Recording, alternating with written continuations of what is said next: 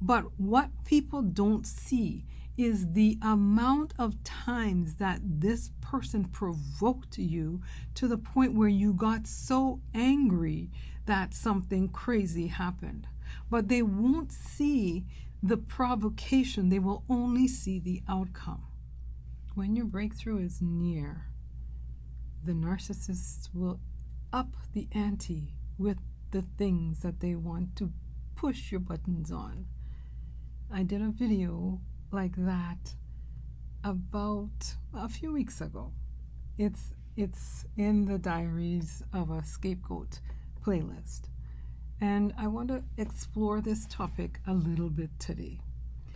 That when you are getting ready to do the good stuff, when you're ready to finally move forward, when you're ready to break free from the crap that you've been under, the ante will be upped on the darkness side. And this is intentional because they want to make sure that you don't get through with what has been prophesied over your life. And even if you haven't had any quote-unquote prophecies, there are things that were destined for your life. And that is the reason why you were scapegoated in the first place. The forces of evil saw the good in your life, and they wanted to make sure that you did not get to that destination of whatever it is that was set out for you from the foundations of time.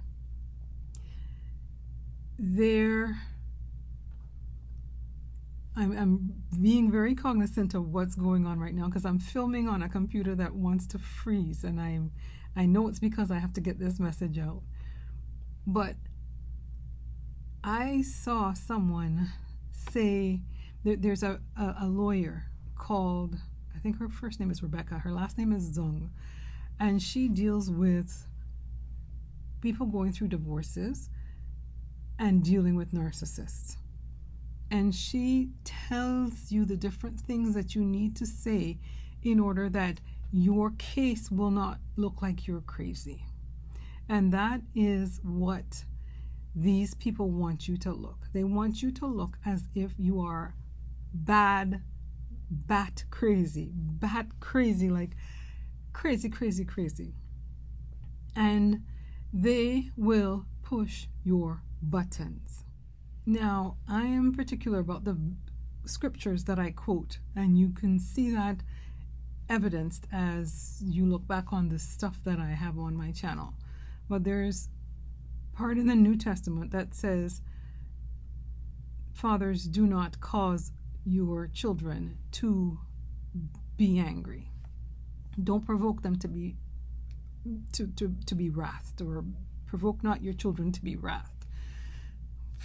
I'm paraphrasing, though, even the King James. But what it's saying is, don't provoke. And what people don't realize is when you go no contact, it's because you've been provoked. It's because there are those little tiny minuscule, everyone will think they're minuscule, but they've added up to literally rob you of your life. Being late today and then trying to appease by bringing a donut or whatever.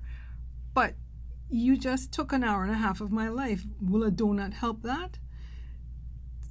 You know, trying to copy me or steal my ideas or my lifestyle or whatever, and then buying me a pack of cashews. But you stole 15 ideas from me.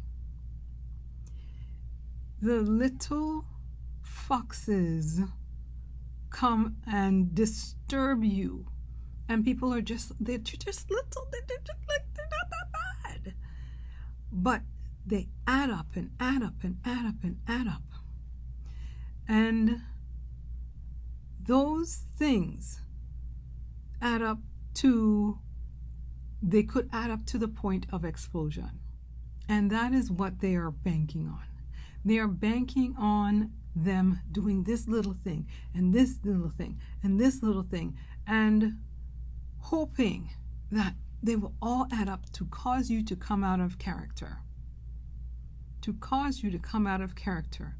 And what this lawyer that I mentioned before wants us to do, if you're going through a divorce especially, or whatever it is you're going through, to watch what you are saying and putting out there so that you don't look like you're the crazy one. And this is what they want us to do. They want us to look like the crazy ones.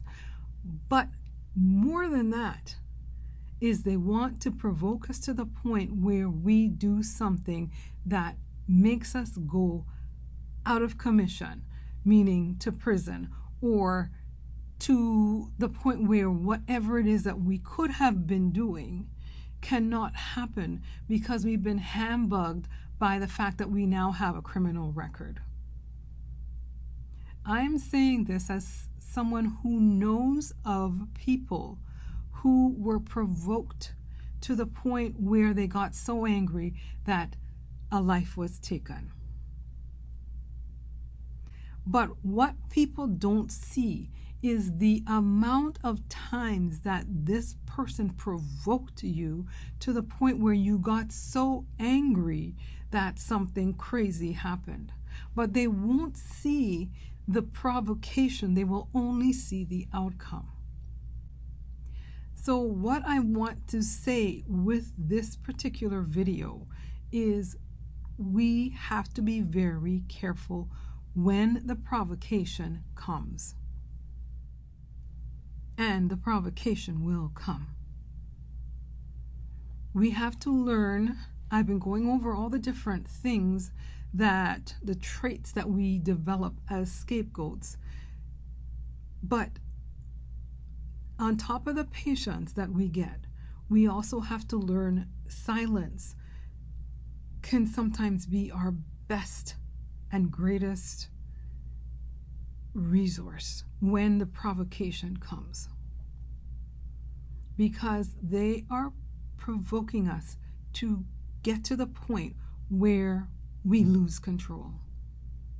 And there are probably hundreds, millions, I can't say hundreds, millions of scapegoats in jail because of provocation. Don't let them provoke you to the point that you lose it all. Literally. That's what they want. Because they can't take you out. So they want to take you out of circulation so that you don't get to your destination. Right now, I'm dealing with a narcissist who wants my life. And the little things that this person does to try and get me out of character, the sneaky little things this person does to try and get me out of character, it's absurd. It's absurd. But I will not, this time, give up my final destination that the Most High has sent me here for. My life has already been derailed. This person and the rest of the family cult, they cannot stop the Most High. They eventually cannot stop what the Most High has planned for you.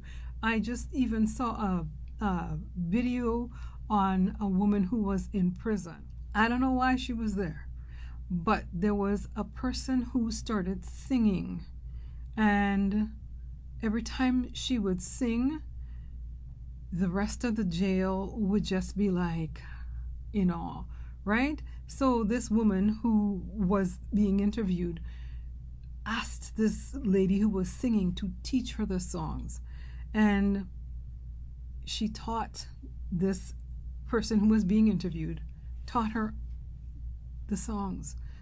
She came out of prison and became a worship leader. Now, I'm no longer in the church, but what I'm saying is that somewhere, her destiny was derailed. She was supposed to have been a singer, a worship leader, a person helping to bring in the Most High's presence, but she was derailed. I don't know how that happened, but this is what I'm talking about. People want to take you off your course so that they can then come in and fill in the gaps. That will not be your portion. I am calling that into existence now, that is not your portion.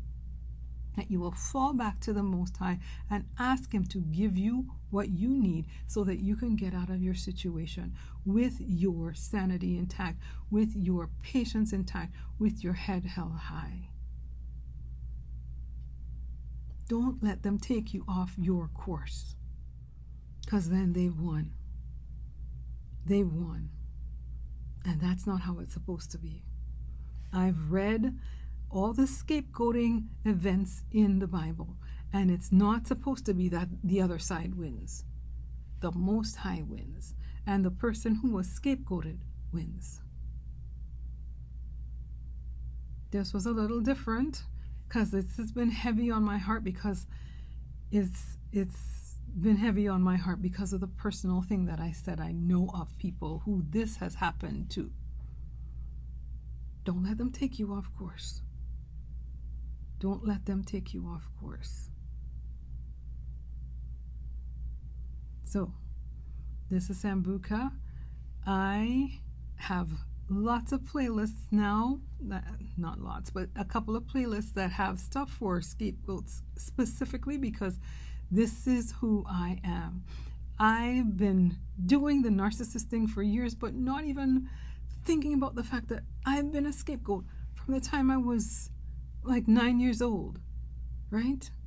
So this is now how I am going forward, because every song that I've written, all the jingles, everything has to do with the fact that I was scapegoated in the first place.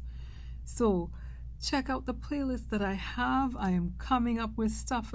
I've been offline for a couple of days because I'm pushing to get some stuff done, some books that I've been working on, workbooks, all the different things that I've used to help me.